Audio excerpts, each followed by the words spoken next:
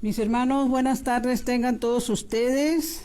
Les damos la bienvenida, como todos los lunes, a través de la Comisión de Liturgia y Espiritualidad de la Arquidiócesis de México, como siempre también con el apoyo de Monseñor Pedro Agustín Rivera Díaz y de Rita Torres.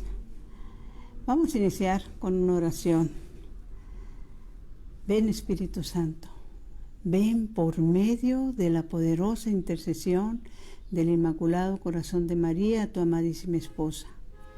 Ven, Espíritu Santo, ven por medio de la poderosa intercesión del Inmaculado Corazón de María, tu amadísima esposa.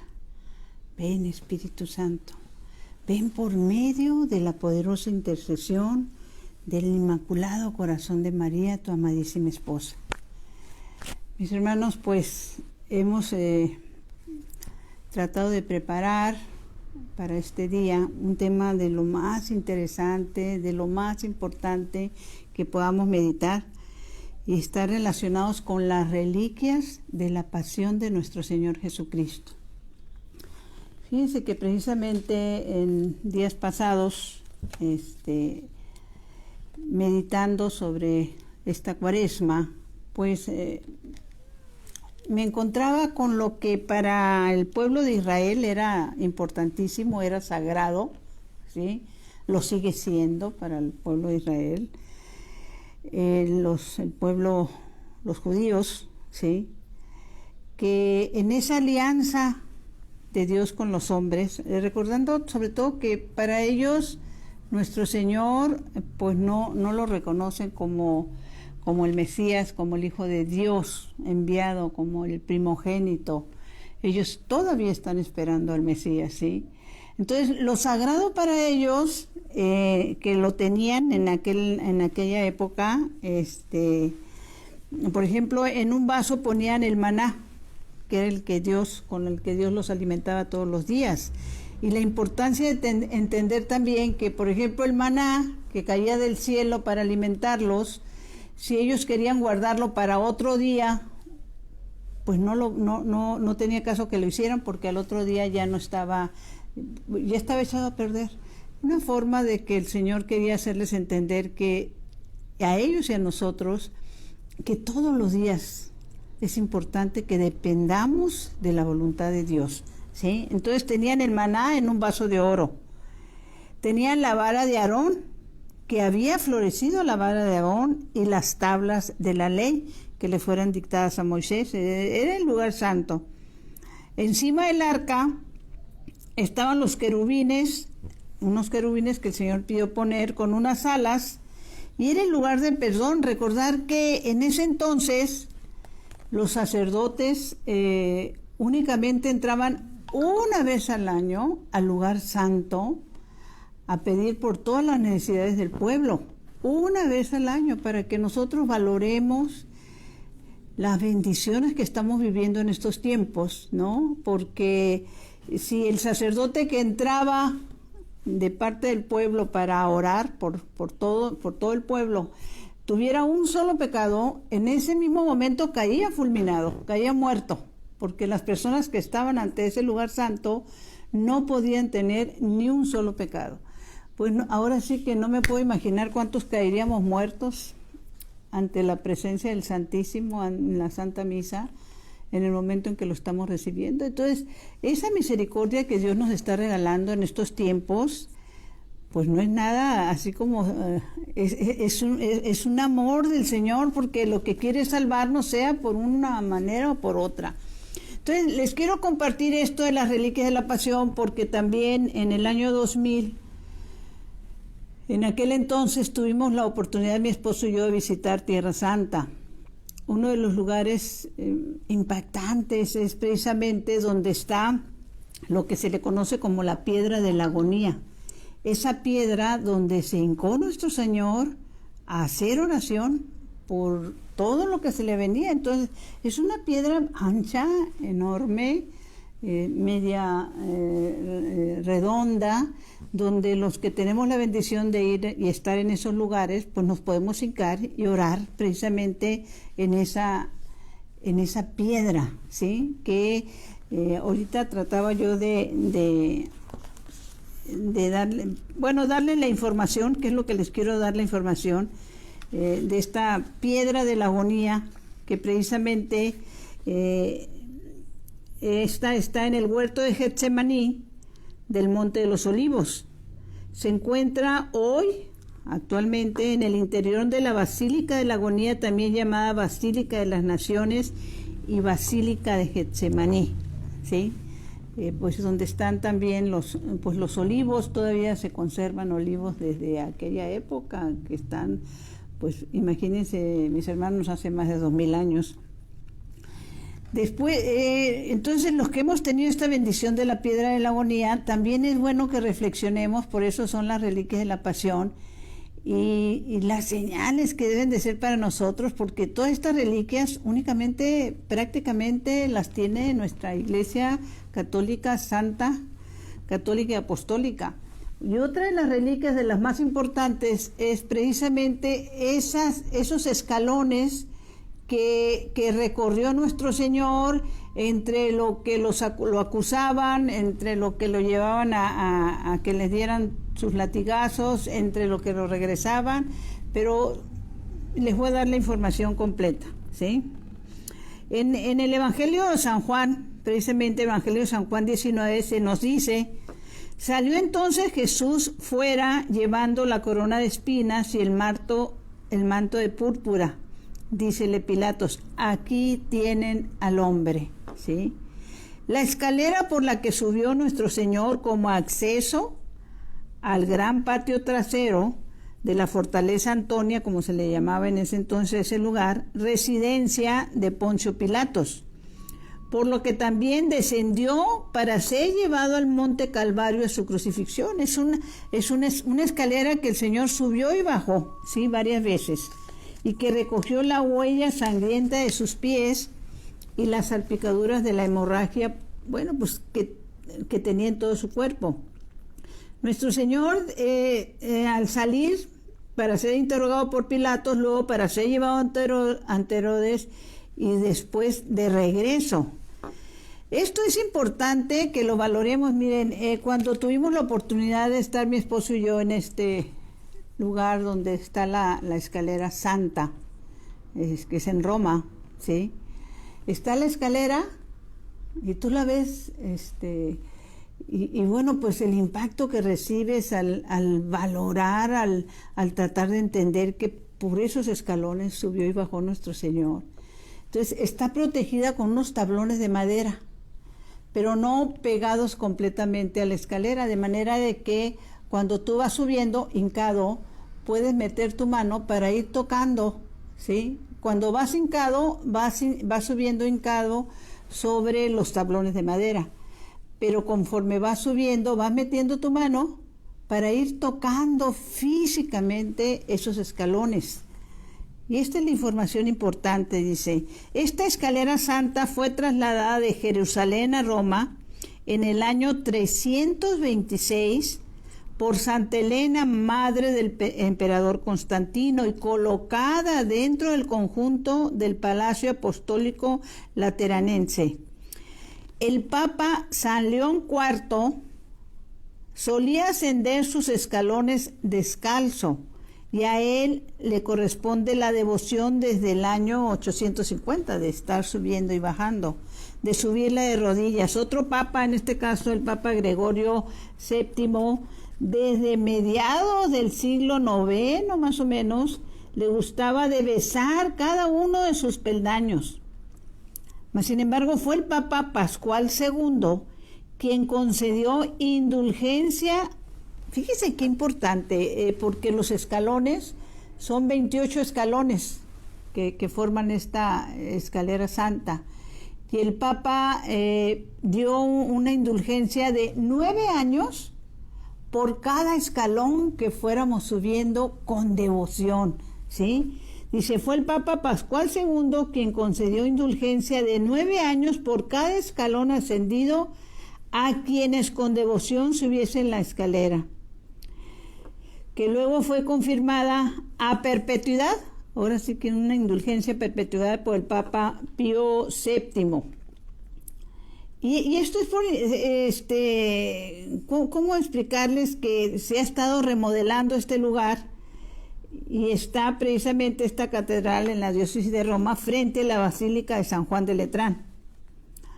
Los 28 escalones recubiertos con tablones de fina madera de nogal que presentan varios orificios, que es lo que les decía, para que pueda uno meter la mano y tocarla, ¿sí? Es que es una bendición.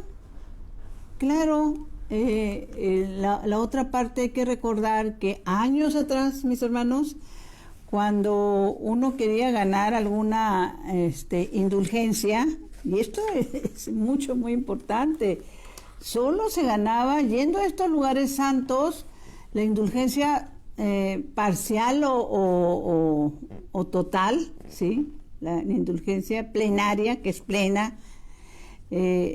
Cuando hablamos de indulgencia plenaria, si tú la llevas a cabo, por ejemplo, que la pudieras vivir el día de hoy, todo tu vida de pecado, de todos los años de tu vida, hasta el día de hoy, quedan borrados. Quedas como un bebé recién bautizado, ¿sí?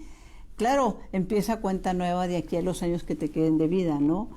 Pero ¿cuántas personas desconocen estas bendiciones? Porque por eso es importante recordar, antes solo la podían ganar la indulgencia plenaria los que iban a estos lugares santos, los que iban a Roma, los que iban a Jerusalén, a los lugares santos. Ahora, en este momento, nosotros, mis hermanos, podemos ganar esta indulgencia, y me voy a ir a lo que hasta este momento recuerdo. Si tú vas media hora ante el Santísimo, te confiesas con un corazón realmente arrepentido, escuchas la Santa Misa y recibes al Señor, y haces una oración por el Santo Padre, ganas la indulgencia plenaria, ¿sí? Si tú rezas el Santo Rosario también ante el Sagrario, y los siguientes pasos, si tú rezas en comunidad el rezo del Santo Rosario, fíjense qué importancia, y la Santa Misa, la confesión, etcétera.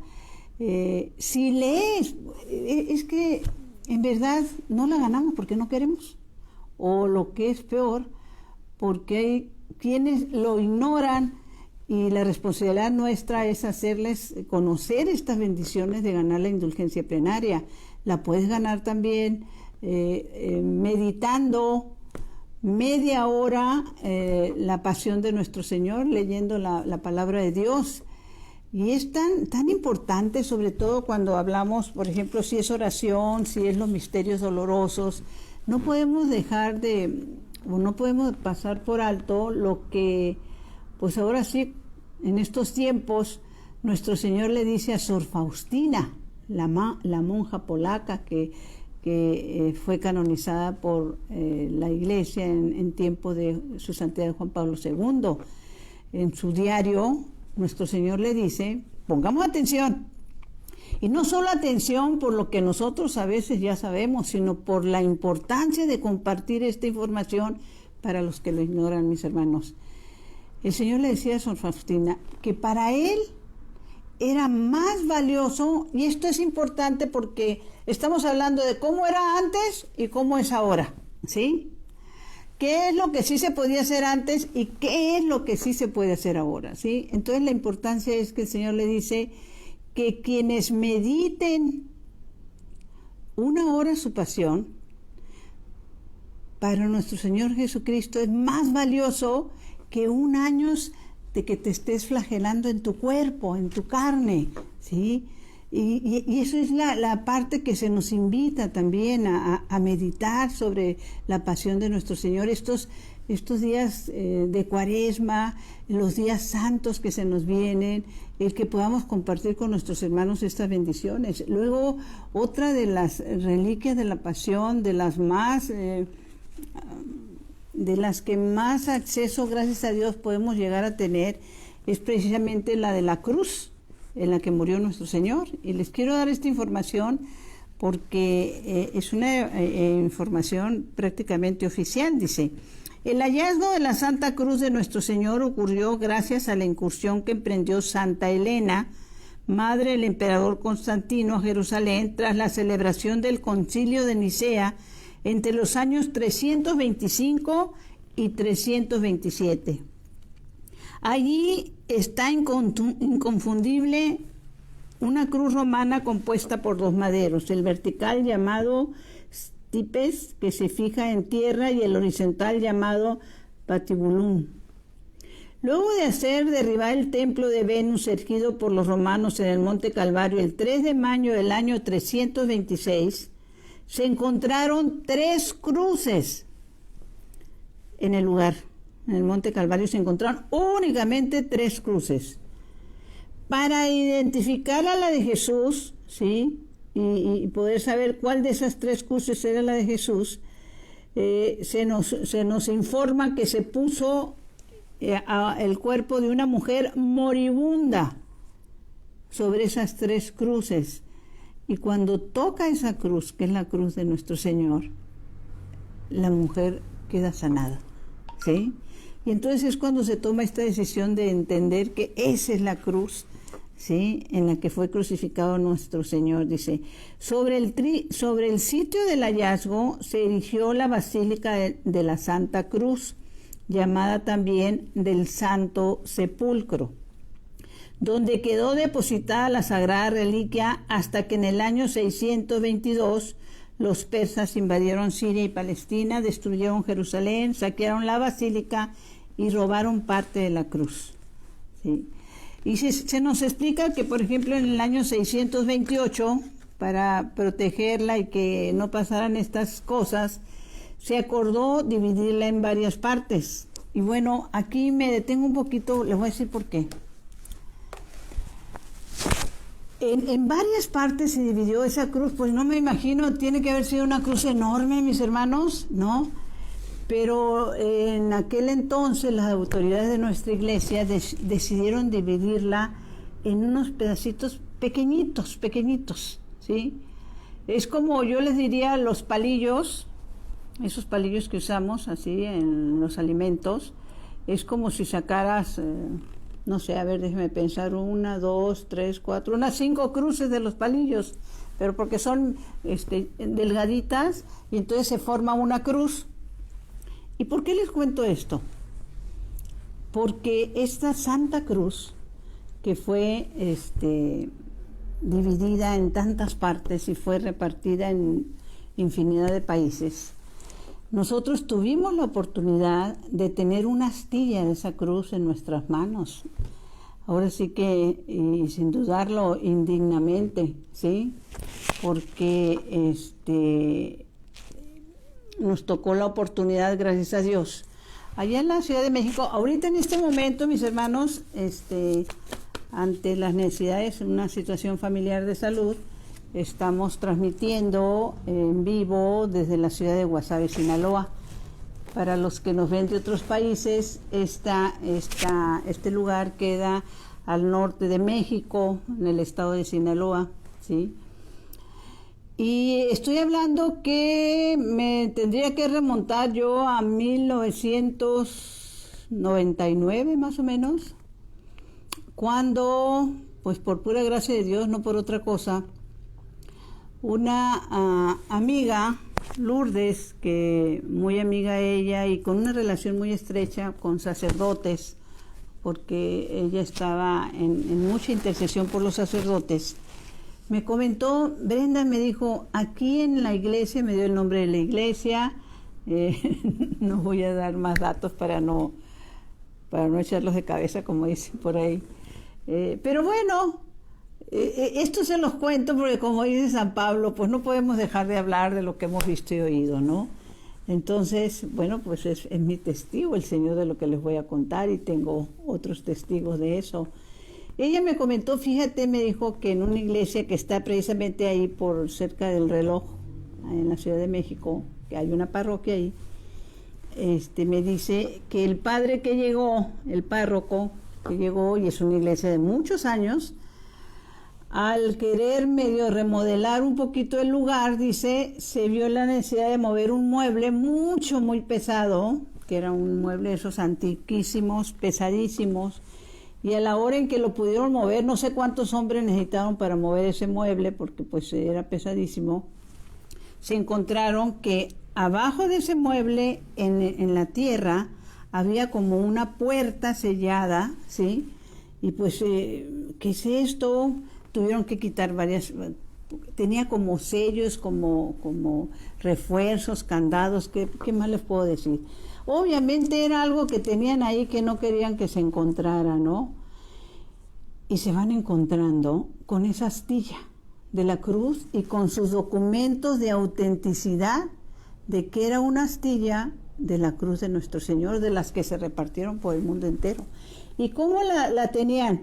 La tenían en una especie de polvera, como esa polvera que usamos las mujeres, ¿sí? Como una polvera, y que en la parte de arriba, como tapa, era de cristal grueso. Entonces estaba la crucecita de las astillitas, ¿sí? Sobre otra cruz grande que ya no era de astillas, era de otro material.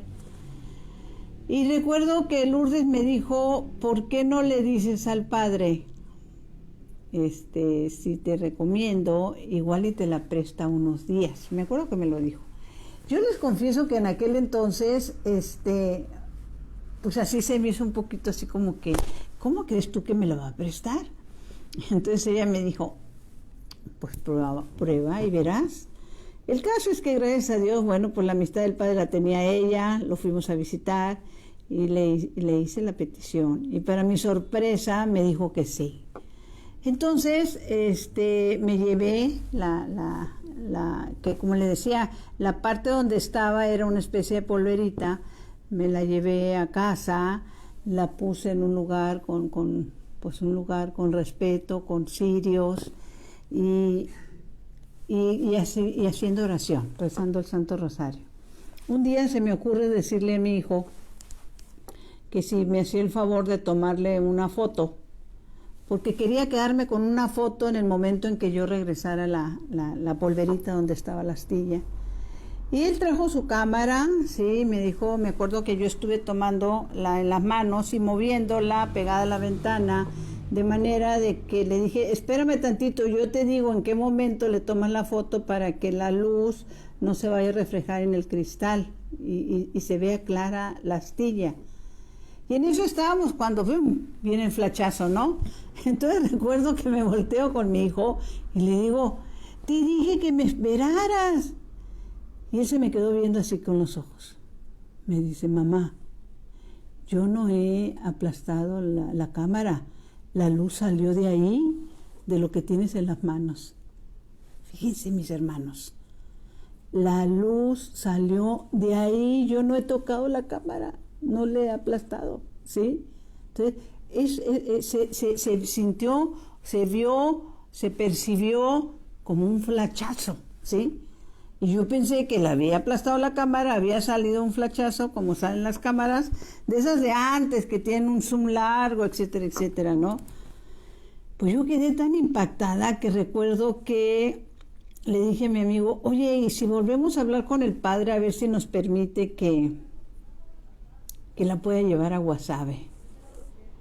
Ay, me dijo, ahí sí lo veo medio difícil, pero pues no está por demás. Entonces, el día, él me lo había prestado por unos días. Entonces, bueno, pues yo la llevaba ya de regreso, como decimos a veces acá en México, ¿no? Pues el no ya lo tenemos, pues vamos a decirle a ver qué nos dice. Llegando, para nuestra sorpresa, no solo nos dijo que sí, que nos las prestaba, nos las iba a prestar como 2 semanas más. Y nos dijo, es más, les voy a dar, porque les di nada más la basecita, o sea, la polverita donde está, pero esta tiene una base especial. Todo eso nos lo encontramos ahí abajo, que estaba guardado. Entonces, ¿qué les puedo decir, mi hermano? Como cuando se pone la custodia para exponer al Santísimo, era una base así alta, que eran dos ángeles con sus puntas, inclusive sus alas como picos, ¿sí? Pero era como para poner una custodia, ¿no? Y con unos picos acá, todo de metal, todo de metal. Y entonces yo me acuerdo y me dijo, pues si se la va, porque mi intención, como le dije, es, padre, llevarla a Guasave y que pedirle permiso a los padres, que si no tienen inconveniente, para que mis hermanos, mis paisanos de Guasave conozcan esta bendición. Fue cuando él se ofreció a darnos la custodia de la astillita.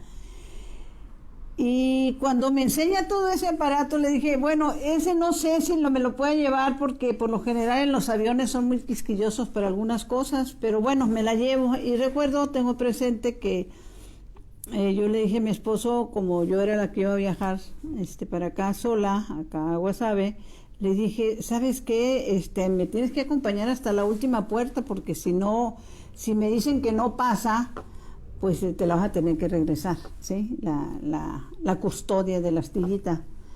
Pues ese fue otro de los milagros, mis hermanos, porque tamaña custodia, pues tuve que llevar una maleta grande arriba. Recuerdo que según yo, le envolví en una especie de cobija para que a ver si no se daban cuenta. Y bueno, por lo que ustedes quieran y gustes, tanto de ida como de regreso, nos pudimos traer la custodia. Entonces, estas bendiciones de que cuántos lugares en el mundo, gracias a Dios, están teniendo esta oportunidad, ¿sí? de tener estas astillas de la cruz de nuestro Señor. Bueno, pues no nos acabamos esa bendición. De hecho, también me acuerdo que cuando nosotros fuimos a ese lugar del Santo Sepulcro, yo les platicaba en días pasados que nos tocó ir en el año 2000 y acaba de iniciar un pleito muy fuerte entre palestinos e israelitas, y que en la peregrinación que nos fuimos, pues por razones que desconocemos no la cancelaron, y nos encontramos con la sorpresa que llegando a Jerusalén, pues éramos el único grupo peregrino que andaba por ahí. La ciudad estaba como en estado de sitio, una sola alma en la calle no la encontrabas, y tuvimos esa bendición, porque cuando llega, por lo general cuando vas en otras épocas o en otros momentos, para entrar al Santo Sepulcro, que es un lugar muy, muy angosto, te permiten un momentito y van para afuera, otro momentito y van para afuera, y otro momentito y van para afuera. Y nosotros, como éramos los únicos, y de la vigilancia que normalmente acostumbran a tener ahí, pues casi no había la mínima, por lo mismo, porque estaba como en estado de sitio Jerusalén, pues pudimos entrar al Santo Sepulcro y quedarnos ahí todo el tiempo que nosotros quisiéramos. Fíjense qué bendición. Entonces recuerdo que dentro de lo que alcanzamos a ver es que se oían así como martillazos. Y entonces yo me salgo y me asomo, y ¿qué les pudiera decir? Pues a lo mejor de una distancia de donde está el Santo Sepulcro, a unos 4 metros, estaban haciendo excavaciones. ¿Para qué? No lo sé. No tendría la menor idea, pero lo único que gracias a Dios sí pude hacer es tomar una de esas piedras y me la traje conmigo, ¿sí? De las excavaciones que estaban haciendo. Pues una piedra que estaba ahí en el piso, a unos 4 metros de donde está el Santo Sepulcro. Y lo único que a mí me quedaba en mi memoria, en mi mente, en mi corazón, es que esa piedra tuvo que haber sentido todo ese temblor que se sintió cuando la resurrección de nuestro Señor, ¿sí? Porque pues la palabra de Dios nos lo dice, ¿no? Que tembló, ¿sí? Y por eso es tan importante el que podamos valorar este tipo de bendiciones, pero no solo eso.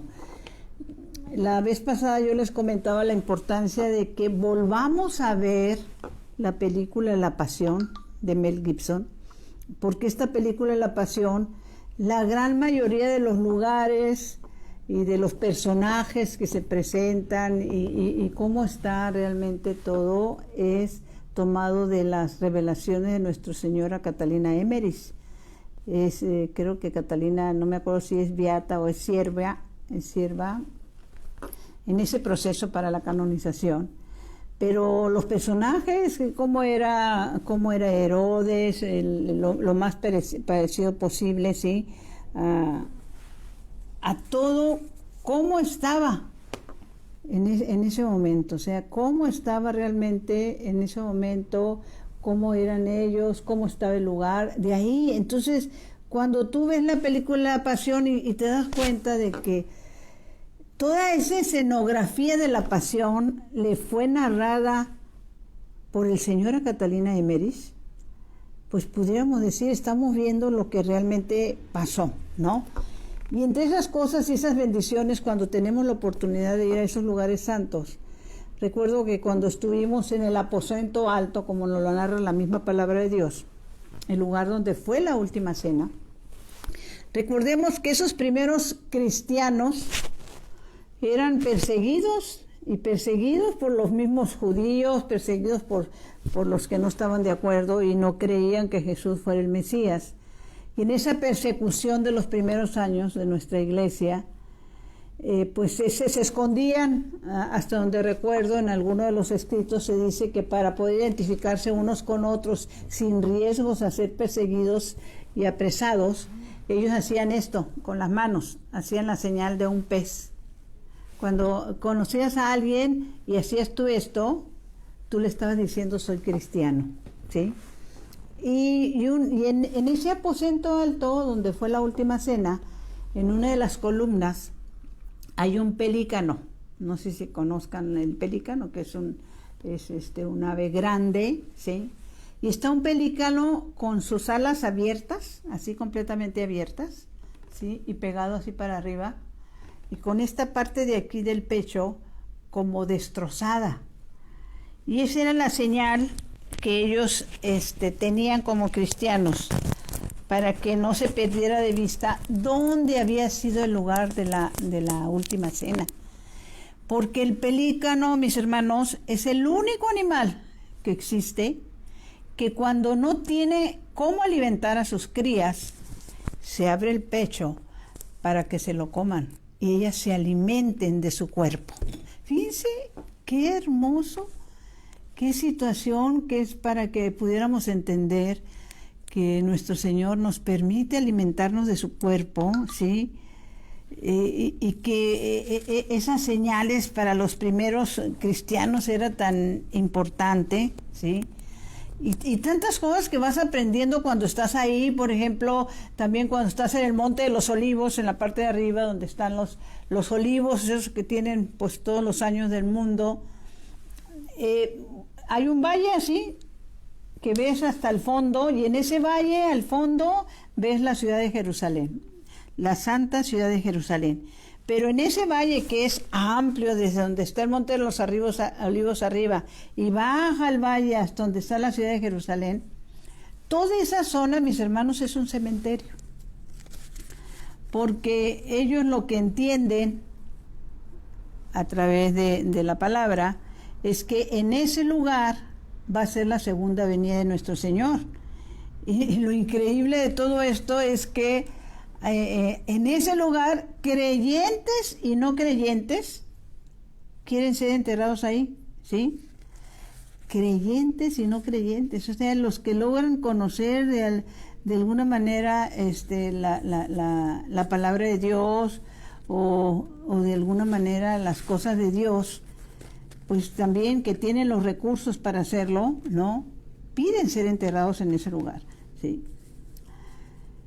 Y volviendo un poquito a lo que es la pasión de nuestro Señor y lo que conocemos a través de las revelaciones de Catalina Emmerich, pues es bueno recordar lo siguiente: con todos los estudios que se han estado haciendo a través de los milagros eucarísticos, mis hermanos, ¿sí? Pues sabemos y cada vez lo entendemos mejor, que el nacimiento de nuestro Señor Jesucristo, pues no hubo intervención de hombre. Entonces, nuestro Señor, cuando nace, toda su parte humana viene de la Santísima Virgen María. Toda su parte humana viene de la Santísima Virgen María, ¿sí? Entonces, esa sangre que es derramada en la cruz del Calvario viene de la Santísima Virgen María, ¿sí? Ese rostro de nuestro Señor, ¿sí? viene la Santísima Virgen María. Y no solo por lo que les estoy diciendo, sino que en los estudios que se hacen, en lo que nosotros conocemos, pues también les pudiera decir que en el 99.9% de los casos se sabe que, por ejemplo, en los matrimonios, las niñas tienden a parecerse más al papá, los niños tienden a parecerse más a la mamá, ¿sí? Entonces, el poder entender esa parte y pues esa misión, todo lo que Dios Padre le permite a la Santísima Virgen María, ¿sí? Poder valorarlo, mis hermanos, poder realmente valorar, porque lo que se da en estos lugares, tanto que estuvimos visitando también, yo ahorita en este momento recuerdo, en Tierra Santa, hay un museo donde está lleno de pergaminos que están escritas ahí lo que es la Torá, el Antiguo Testamento. ¿Y cómo es o de dónde sacaron estos pergaminos, estos escritos del Antiguo Testamento? Pues un pastor que llevaba a su rebaño a alimentar, de repente uno de los animalitos se les mete a una cueva, ¿sí? Todo esto lo narran cuando tenemos la oportunidad de visitar este museo. Se le mete a una cueva y el pastor, teniendo miedo que en la cueva hubiera animales venenosos, víboras, qué sé yo, pues no se animaba a cómo meterse a sacarlo, entonces agarró piedras y empezó a aventar piedras para que el animalito saliera. Y conforme empieza a aventar piedras más pesadas y con mayor fuerza, empieza a oír como que la piedra está tocando en algo como una olla. Y a raíz de eso es que viene y pide más ayudas, y se dan dando cuenta cuando ya entra con ayuda a ese lugar, que en unas ollas como de barro estaban guardados los manuscritos, ¿sí? Y se les conoce un poquito también como los manuscritos del Mar Muerto, ¿sí? Pero ahí están, y está en un museo. Entonces es el testimonio de esas santas escrituras que, acuérdense, antes no existía la Biblia como la conocemos ahora, ¿sí?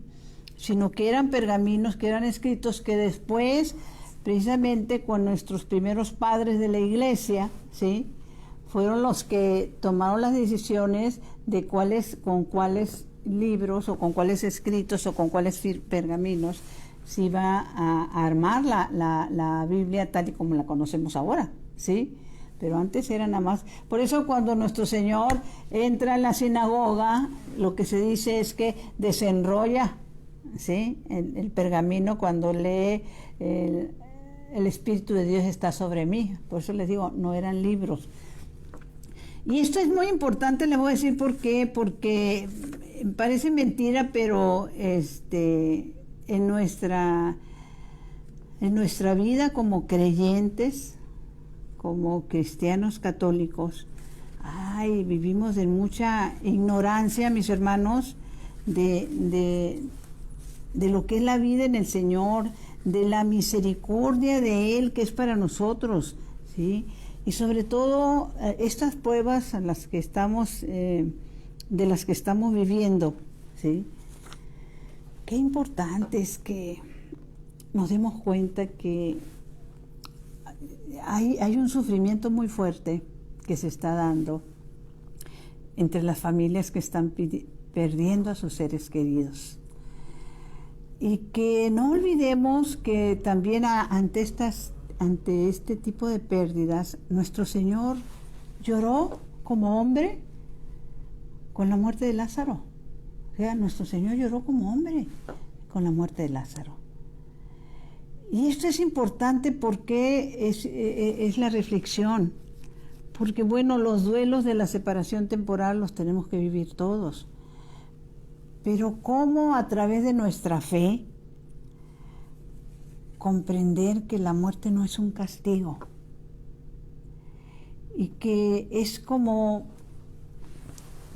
dar un paso, así como de repente te duermes aquí, despiertas allá, y que el sentido salvífico, tal y como lo demostró nuestro Señor en la cruz, es algo que para nosotros puede ser un misterio, ¿sí? Pero que el poder entender, por ejemplo, con lo que estamos viviendo ahorita de la pandemia, mis hermanos, ¿por qué unos están muriendo? ¿Por qué otros se están salvando? Pues todo eso entra dentro del misterio de las cosas de Dios. Sabemos, por ejemplo, que la palabra de Dios nos dice que cuando pedimos algo, el Señor nos lo va a conceder siempre y cuando esté en la voluntad de Él. También sabemos que hay cosas que no nos son concedidas por nuestra falta de fe. O sea, así de claro, no nos son concedidas por nuestra falta de fe. Y hay veces también que cargamos con culpas y con situaciones, pero por nuestra negligencia, por nuestra soberbia. Entonces, quisiera hablar de 3 ejemplos de estas situaciones. Ahorita recuerdo negligencia, soberbia, cuando, para empezar, cuidar tu cuerpo, cuidar tus pasos, saber a dónde das, de dónde vienes. Cuando nuestro Señor fue tocado en esa tentación en el desierto, la palabra de Dios nos enseña que quien lo lleva al desierto, a esos 40 días de oración y ayuno, es el Espíritu Santo, ¿sí? Y que cuando el tentador, ahora sí que el demonio, Ave María Purísima, se le acerca, él no sabe quién es. Él está así como en un signo de interrogación. Bueno, ¿y este quién será? Porque está en ayuno y oración. Y por eso le hace esa pregunta que nos debe atravesar el corazón. Le dice, acuérdense también que en esto de las tentaciones, y ya se los he comentado en otros momentos, el enemigo siempre nos va a tentar en nuestras debilidades de la carne, principalmente las debilidades de la carne, ¿sí? ¿En dónde estamos más débiles? En alguna ocasión se nos explicaba algo de que cuando, por ejemplo, estamos ya en un movimiento, en un apostolado, en un grupo parroquial, que somos un grupo de personas que oramos, que servimos, que apoyamos, ¿sí? Que vivimos en comunidad, ¿sí? Dice que el enemigo es como un cazador que está arriba de un árbol, como los que van a cazar venados, y esto lo pude entender muy bien porque un tío que en paz descanse, el tío Chema, él le gustaba ir de cacería a los venados y por lo general lo hacen en las noches, ¿sí? Entonces, ¿qué hacían? Porque nos los explicó. Dice, nos subimos a un árbol, vamos 2 o 3, nos subimos a un árbol, nos amarramos al árbol, estamos con nuestra escopeta y con la mirilla puesta en cualquier movimiento, y de repente en la oscuridad, porque no nos debe de ver, los venados vienen en manada y con la mirilla estamos viendo cuál es el que va más lento o cuál es el que va cojeando, y a ese le disparamos, ¿sí? Pues es igualito como el enemigo cuando estamos nosotros en los movimientos, mis hermanos, en el servicio, en la comunidad, ¿sí? Porque si algo detesta el enemigo de Dios y enemigo nuestro es las comunidades, los apostolados, los movimientos. Cuando tú ya das ese paso enorme a vivir dentro de una comunidad, de decidirte a llevar tu fe con tus hermanos, no una fe sola, ¿sí? Entonces, él nada más está pendiente de todo el grupo, quién está cojeando en qué, para atacar y tratar de dividir al grupo, ¿sí? Entonces, esto en ese momento en que nuestro Señor está en el desierto, esos 40 días de oración y ayuno, él le hace esa pregunta, ¿en qué estaba débil como humanamente hablando nuestro Señor? Pues 40 días sin comer. Y por eso le hace la pregunta, si eres hijo de Dios, pongamos atención, haz que estas piedras se conviertan en pan, ¿sí? Fíjense la importancia de la pregunta, mis hermanos. Si nosotros realmente nos conociéramos y nos comportáramos como hijos de Dios, se cumpliría en nosotros también lo que Jesús dijo después, cuando Él ya se está retirando porque ya va a ir al Padre, cuando se está despidiendo de sus apóstoles, cuando les dice, les conviene que yo me vaya, ¿sí? Porque va a venir el Espíritu Santo sobre ustedes y serán mis testigos. Él dice, cosas más grandes que las que yo hago harán ustedes, dice, porque yo voy al Padre, ¿sí? Y eso es lo importante. Y al estar analizando esta parte de lo que externó nuestro Señor, sin separar, ¿no?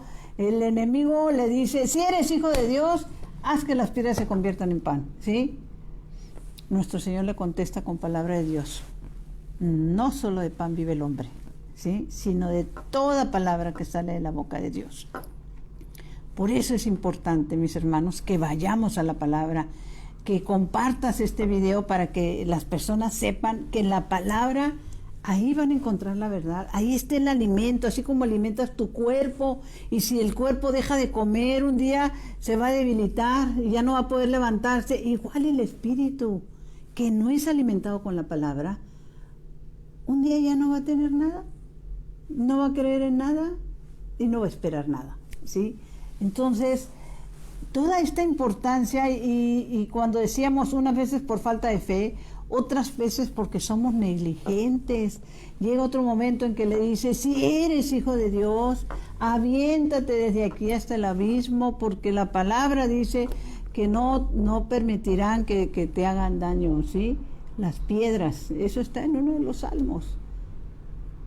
¿Y qué le contesta nuestro Señor? No tentarás al Señor, tu Dios, ¿sí? ¿Y nosotros cómo lo tentamos?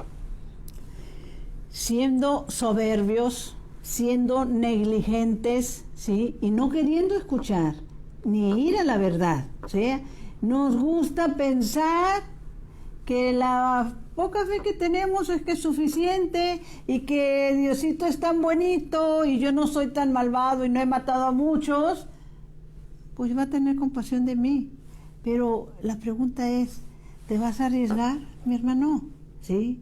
Miren el Evangelio de San Marcos 9, y es más, les doy la cita bíblica. En el Evangelio de San Marcos 9, dice San Marcos 9, desde el 20, ahí habla de un hombre que se acerca al Señor porque tiene un hijo que tiene unas posesiones feas ahí, ¿sí? Y este hombre le dice, si puedes sanarlo, le dice, ¿sí? En las palabras que dice, si puedes hacer algo, ayúdanos, le dice él. ¿Y qué le contesta nuestro Señor? Esto es importantísimo. Nuestro Señor le contesta, ¿por qué dices, si puedes? Todo es posible para el que tiene fe. El Señor, en pocas palabras, mis hermanos, les está diciendo, hey, claro que puedo, pero me lo estás pidiendo sin fe. ¿Sí me explicó? Claro que puedo y todo depende de mí, pero me lo estás pidiendo sin fe. Yo necesito de tu fe. No me amarres las manos haciéndome peticiones sin fe. ¿Y qué contesta el hombre? Por eso tenemos que aprender de la palabra de Dios. ¿Qué contesta el hombre? Hace una súplica desde dentro de su corazón y le dice, creo, pero aumenta mi fe, por favor. Esa súplica, mis hermanos, la tendríamos que hacer todos los días. Señor, yo creo, pero aumenta mi fe, por favor. Porque en la misma palabra nos dice que la fe viene por el oír y leer la palabra de Dios, ¿sí? Si no lo quieres hacer, eres negligente. Le decía el Señor a una mística, y hemos hablado de ella, Catalina Rivas, en uno de los mensajes le dice, y lo tengo aquí porque me ha traspasado el corazón, el mensaje 81 de la Cruzada de la Salvación. Le empieza diciendo muchas cosas, entre otras que ojalá fuéramos a un cementerio para tener más conciencia de a dónde vamos, queramos o no queramos, ¿sí? Que los que dicen es que yo por mi familia y porque trabajo mucho y porque no tengo tiempo. No, mi hermano, termina diciendo el Señor en ese mensaje, recuerden que están aquí como pasajeros, pero encargados de una comisión muy importante, su salvación y la salvación de sus hermanos. Y si no cumplen con este objetivo, le dice el Señor, en vano nacieron, crecieron, lucharon, trabajaron, y termina diciendo el Señor con un dejo de tristeza, y en vano derramé mi sangre por ti, porque por tu descuido te condenarás. El infierno, mis hermanos, está lleno de descuidados. Y el Señor ha hecho todo lo posible por salvarnos. Lo sigue haciendo aún hoy, cuando le dice a Sor Faustina que lo llevemos a decir, por lo menos, la coronilla de la misericordia, para poder auxiliarlos en ese último momento. En estos momentos que se nos viene la reflexión de la Cuaresma, no olvidemos dos actitudes muy diferentes. Una de un Judas que no pensó que pudiera recibir misericordia, y de un Dimas que en el último momento tuvo esa bendición. Pero no nos arriesguemos, mis hermanos. Hoy lo que tengamos que hacer, hagámoslo. Ganemos la indulgencia plenaria. Sigamos viviendo estos días santos como el Señor quiere que los vivamos. Y sobre todo, compartir con los hermanos. ¿Cómo se puede ganar la indulgencia plenaria? Dicho de otras maneras, borrón y cuenta nueva. ¿Sí? Perdón, dulce Madre, no te alejes, tu vista de mí no apartes. Ven conmigo a todas partes y sola nunca me dejes, ya que me proteges tanto como verdadera Madre, cúbreme con tu manto y haz que me bendiga el Padre, el Hijo y el Espíritu Santo. Amén. Mi Señor y mi Dios, que mi cuerpo descanse y mi espíritu te alabe toda la santa noche. Buenas noches, buenos días, dependiendo de dónde nos vean, hermanos.